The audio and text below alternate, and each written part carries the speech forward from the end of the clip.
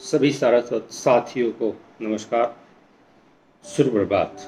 दोस्तों, आज morning talk में हम एक ऐसे व्यक्तित्व की बात करेंगे जो हमेशा से चर्चित रहे हैं। आप साहित्य को देखें, समाज को देखें, कहीं भी देखें, जो प्रासंगिक जिसे हम कह सकते हैं कि अपने समय में जितने वो प्रासंगिक थे उतने ही आज के समय में भी वो प्रासंगिक है।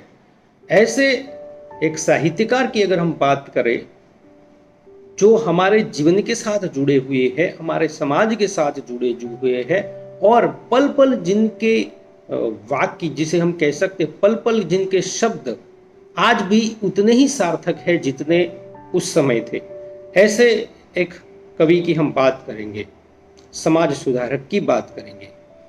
दोस्तों, आप सही सोच रहे हैं। अगर आप सुबह सुबह किसी के घर में सुनते हैं तो क्या भजन सुनते हैं, पद सुनते हैं, साखी सुनते हैं। खास करके आप देखें कि कबीर की साखियां हर एक घर में गाई जाती है और उसे कई जगहों पे आप सुनने को मिल सकती है।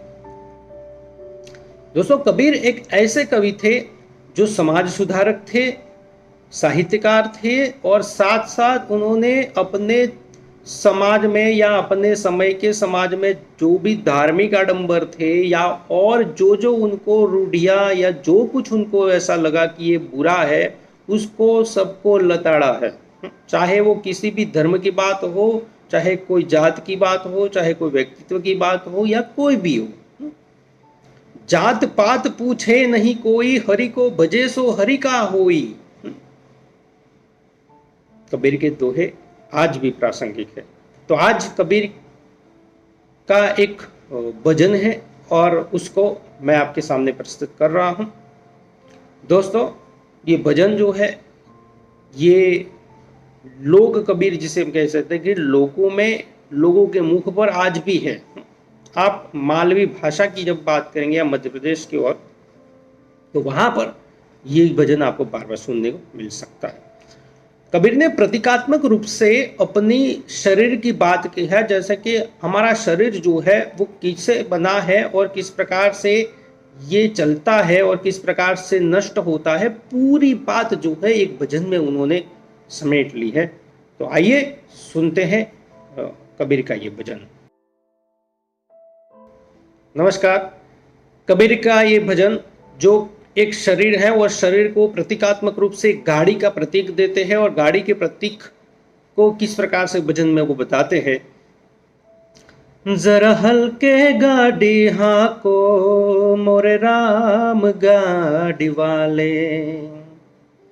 ये शरीर जो है वो गाड़ी है और उस गाड़ी को कबीर कहते हैं कि हे राम, हल्के हल्के हौले हौले इसको हाँको।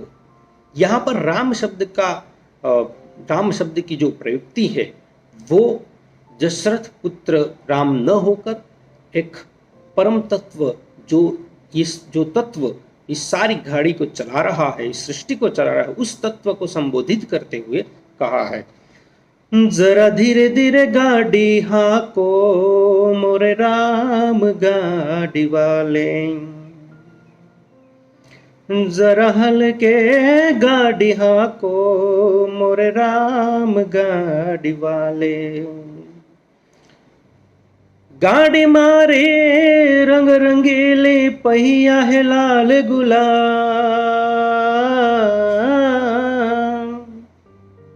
ये गाड़ी रंग रंगीली है। कितना हम पहनते हैं, कितना श्रृंगार करते हैं, अपने बालों को संवारते हैं, ये दाढ़ी है इसको संवारते हैं या जो कुछ भी, इस गाड़ी को हम सजाने संवारने में कोई कसर नहीं छोड़ते हैं, इसीलिए उसको रंग रंगीली गाड़ी कहा है। गाड़ी मारे रंग रंगीले पहिया है लाल गुलाल। अपने पैरों के नीचे देखिए, ये पहिया इस गाड़ी के और इस पहिए लाल गुलाल है। आगे वो कहते हैं कि हाकण वाले छेल छबीली भाई बैठण वालो राम भैया ओ हल्के गाड़ी हाको मोरे राम गाड़ी वाले। इस गाड़ी को चलाने वाले छेल छबीली है। हम सुबह उठ के दौड़ते हैं, जॉब पे जाना है, ये करना है, वो करना है, सब कुछ करते। क्यों? अपने लिए तो बहुत कम करते हैं। हम अपने परिवार के लिए, आने वाले समय के लिए सब कुछ करते हैं। और ये क्यों कर रहे हैं? क्योंकि हम माया में हैं। और माया, कहीं कबीर कहते हैं कि माया महा ठगी नहीं जानी। ये माया जो है महा ठगी नहीं है, जिसके कारण हम दौड़ दे रहे थे। ये माया का जो आवरण है, उस आवरण के कारण हम सुबह से लेकर शाम तक, रात तक दौड़ते रहते हैं। बस पैसों के पीछे भागते हैं, जमीन जायदाद के पीछे भागते हैं। तो ये छेल छबीली जो है वही गाड़ी को दौड़ा रही। मान लीजिए कि आपका कुछ भी नहीं है, आपको कुछ जरूरत ही नहीं है, तो आप क्यों दौड़ेंगे? नहीं दौड़ेंगे। तो हाकण वाले छल छबीले भाई, बैठण वालो राम भैया, हल्के गाड़ी हाको मोरे राम गाड़ी वाले। इस गाड़ी में राम बैठा है, परम तत्व बैठा है। किंतु ये गाड़ी जो है वो कौन दौड़ा रहा है? तो माया दौड़ा रही है। किंतु इस गाड़ी में बैठा तो परम तत्व है। किंतु ये गाड़ी कई बार अटक जाती है। गाड़ी अटकी रेत में भाई, मंजिल पड़ी है दूर। ये गाड़ी जो है कभी अटक जाती है रेत में, संसार की रेत में, और मंजिल तो बहुत दूर है। और मंजिल जिसे हम कह रहे हैं, ये मंजिल कौन सी है? जिस मंजिल को हम कभी अपना लक्ष्य नहीं माना है। हमने लक्ष्य माना है कि मुझे ये प्राप्त करना है, मुझे ये प्राप्त, भौतिक चीजों को प्राप्त करना हम अपना लक्ष्य मानते हैं। किंतु ये मंजिल जो है तो बहुत दूर है, और वह मंजिल को पार करने में या पाने में बहुत सक्षम लोग होते हैं, वही प्राप्त कर सकते हैं। ये मंजिल उस परम तत्व तक पहुंचने की बात है। ये मंजिल उस परम तत्व को प्राप्त करने की बात है। और इस मंजिल तक कौन पहुंच सकता है? वो कहते हैं कि धर्मी धर्मी पार उतर गए, पापी चकनाचूर भैया, हल्के गाड़ी हाको मोरे राम गाड़ी वाले। धर्मी धर्मी पार उतर गए, जो धर्म को जानने वाले। धर्म कौन सा? मानव धर्म की बात है। कोई ऐसे पर्टिकुलर धर्म की बात नहीं है, ये मानव धर्म की बात है। जो हमेशा भला सोचने वाला आदमी है, ये ऐसे धार्मिक लोग जो है वो तो पार उतर जाएंगे, और पापी लोग जो है वो चकनाचूर हो जाएंगे। तो भैया जरा हल्के गाड़ी हाको मेरे राम गाड़ी वाले, जरा होले होले गाड़ी हाको मोरे राम गाड़ी वाले। तो इस गाड़ी आप जब दौड़ाते हैं तब उसमें कोई तकनीकी खामी भी आ सकती है। जब ये गाड़ी बीमार होती है तब क्या होता है? देश देश का वैद्य बुलाया, लाया जड़ी और बूटी।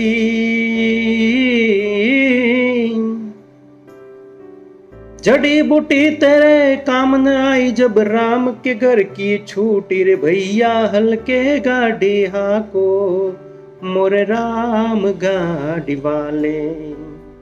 जरा धीरे धीरे गाड़ी हाको मोरे राम गाड़ी वाले।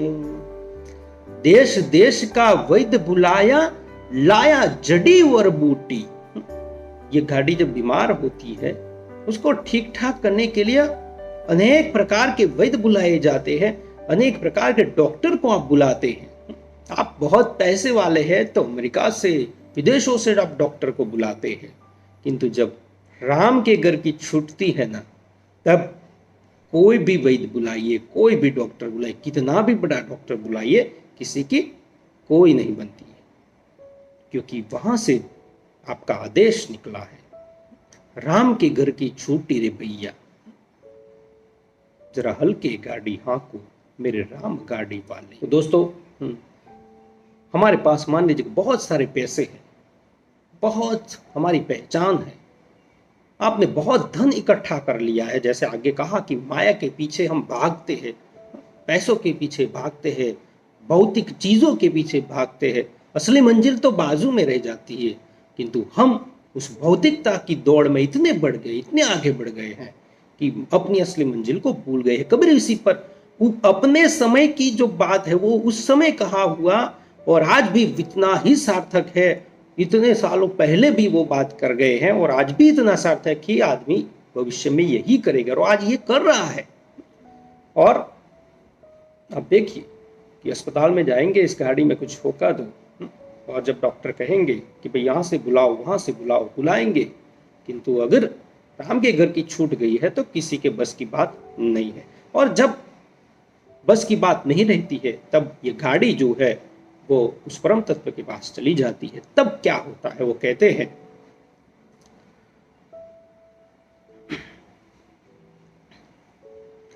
चार जना मिल मतो उठायो बांधी काठ की घोड़ी। चार जना मिल मतो उठायो बांधी काठ की घोड़ी। काठ मतलब लकड़ी, और उसकी घोड़ी बनाते हैं जैसे। और चार जना मिल मतो उठायो, चार लोग उठाते हैं मिलके, इसकी बात यहां पर कर रहे हैं। ले जाके मर गट में रखिया फूंक दिन जैसे होली रे भैया, हल्के गाड़ी हाँ को मोरे राम गाड़ी वाले। मरघट में जाके रख देते हैं और फूंक दिन जैसे होली, जिस प्रकार से होली को जलाते हैं, होली की तरह फूंक देते हैं आपको, और कुछ नहीं, कोई नहीं रखता। आप कितने भी महान हो, आपने बहुत सारे कार्य किए हो, आपने अपने बच्चों के लिए बहुत सारा धन इकट्ठा किया हो, फिर भी वहां पर आपको कोई भी नहीं रखता, क्योंकि वो तो कहते हैं कि जितना जल्दी हो सके इनको ले जाइए, घर से बाहर निकालना होगा। तो होली की तरह जैसे फूंक देते हैं। माया के कारण बहुत सारे लोग रोते हैं, चिहकते हैं। तो कबीर आगे कहते हैं कि चिहक चिहक कर चिड़िया रोवे, बिछड़ गई मेरी जोड़ी। पत्नी है, पति है, बच्चे है, माँ बाप है, जो भी है, जोड़ी तो बिछड़ी है। किसी के साथ आपकी जोड़ी किसी न किसी रूप में तो बनी थी, किसी न किसी संबंध के रूप में बनी थी, और वो रो रहे हैं क्योंकि अब उनकी भौतिकता में कमी आएगी, उनकी भौतिक चीजों की पूर्ति में कमी आएगी। इसीलिए माया की तरह हम एक दूसरे के साथ जुड़े हुए हैं, इसीलिए वो रो रहे हैं। और ये कबीर ये कहते हैं कि चिहक चिहक कर चिड़िया रोवे, बिछड़ गई रे मेरी जोड़ी। कहे कबीर सुनो भाई साधो, जिन जोड़ी उन तोड़ी रे भैया, हल्के गाड़ी हाँ को मोरे राम गाड़ी वाले। कबीर कहते हैं कि क्यों रो रहे हो, जिसने ये जोड़ी बनाई थी उसी ने तोड़ी है, इसमें तुम्हारा कुछ भी नहीं है। ये तो एक सफर था और सफर में आके आपसे मिले और अपनी जिम्मेदारियां निभा के वो चले गए। वैसे तो अपनी असली मंजिल को तो उन्होंने नहीं पाया, किंतु फिर भी इन्होंने जो भी किया वो आपके लिए किया, इसलिए आप रो रहे हैं। और रो रहे हैं तो ये कह रहे हैं कि ये जोड़ी जो थी वो तो ऊपर वाले ने बनाई थी और उसी ने आज तोड़ी है, तो क्यों रो रहे हैं। तो इस प्रकार की सार्थक बातें, प्रासंगिक बातें कबीर के दोहों में, कबीर के भजनों में हमें देखने को मिलती है। कबीर जैसे कि अनपढ़ व्यक्ति थे, हम कहते हैं, और मसी कागज छुओ नहीं, कलम गही नहीं हाथ। मैंने कागज को छुआ नहीं है, हाथ में कलम नहीं ली है, किंतु आज देखिए कि उनकी साखी, उनके दोहे, उन पर लोग पीएचडी तक डिग्री हासिल कर रहे हैं। तो ये साबित होता है कि अगर आपके पास अनुभव का ज्ञान है, अनुभव का नॉलेज है, तो आपको महान बनने से भी कोई नहीं रोक सकता। सही समय पर सही ज्ञान का प्रयोग करना पड़ता है। कबीर ने अपने मन में जो भी आया, उन्होंने जो जो देखा अपने समाज में, वो कह रहे हैं, और वो बस लोगों में, लोकमुख में वो आ रहा है, आज भी आ रहे हैं कि पत्थर पूजे प्रभु मिले तो मैं पूजू पहाड़, घर की चकिया कोई न पूजे जे ही का पीस खाए। सब चकिया को पीस के खाते, उसको कोई नहीं पूजता, पत्थर को पूजते हैं। ये कबीर निर्गुण थे, इसीलिए ये कह रहे हैं। कबीर जीवन में वो कह रहे हैं कि धैर्य कैसे रखना है। वो कहते हैं कि धीरे धीरे रे मना अने धीरे सब कुछ हो हजमाली सिंचे तो घना ऋतुयाए फल होय। हे मन, धीरे धीरे सब कुछ होगा, माली सिंचे तो घना पर ऋतु आए फल होई। कोई पौधा लगाया है, आप सोचेंगे कि मैं इतना रोज खाद डाल दूं, रोज इतना पानी भर दूं, पानी भी तो तुरंत फल आ जाए, ऐसा नहीं है। समय आने पर फल आएंगे।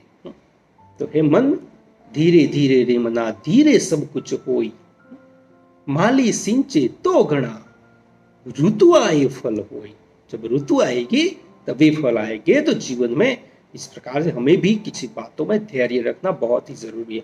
आप ये सोचेंगे कि मुझे तुरंत जॉब मिल जाए, मैं तुरंत पैसे वाला हो जाऊं, समय आने पर, ऋतु आने पर फल जरूर आएंगे। आपका किया हुआ कार्य कभी व्यर्थ नहीं जाएगा। आपने सोचा कि मैं इतने घंटे तक पढ़ा, मैंने किसी भी प्रकार का कार्य आपने किया है, अगर वो पूरे मन से किया है तो जरूर सार्थक होगा, वो कहीं भी आपको काम आएगा।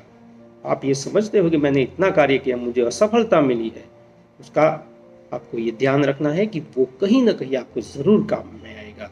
तो दोस्तों, कबीर एक ऐसे महान संत थे, महान साहित्यकार थे, जो आज भी प्रासंगिक है। आज भी उनकी बातें उतनी ही प्रासंगिक है जितने उनके समय में थी। तो दोस्तों, इस भजन के माध्यम से मैंने आज आपको सारी बातें बताने की कोशिश की है।